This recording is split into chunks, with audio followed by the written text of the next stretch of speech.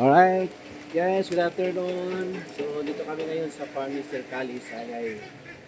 Dito siya ngayon. After ilang months tayo, wala nakikita sir. 3 months, no? Simula ng beer, beer time. So, iyan lang kami kami. October, no? October ba yan? Last na nag-pull out si Sir ng itik sa Davao. So, ang bagong sit up ni mga ron, sir, katong, ihangir na nimo. Hangin na kami kanya. Lagi pila pa kay ito kay kung mahangir kay ubos naman kay ang ato. Kani habog-habog ato na habog-habog kani ako hangir. Ay no, flooring mo plano. Flooring lalong. Lalong. Oh. Flooring lalong. Okay.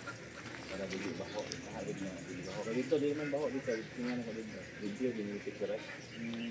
Video ko Hindi ka na niya pana. Dagan. Hindi ka na dito pa daw nito.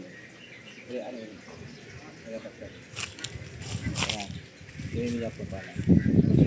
Okay na. Gapo ang makikita ang gagapo. Ha?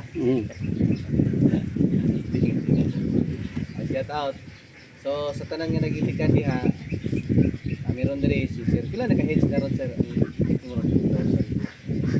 Sige na pagpilo. Okay. So na-detali na namo kanina tong iyang setup. Dagdag episode naman dito sa next vlog natin kung makapunta ulit tayo dito. Sir, salamat. Busy pa ni si Sir. May na lang kay na-entertain ka. Okay. Shout out. Sino ito yung pangalan ni Mrs. video. Shout out ma'am. Nakapanood na to. Hi everyone. Buong mundo.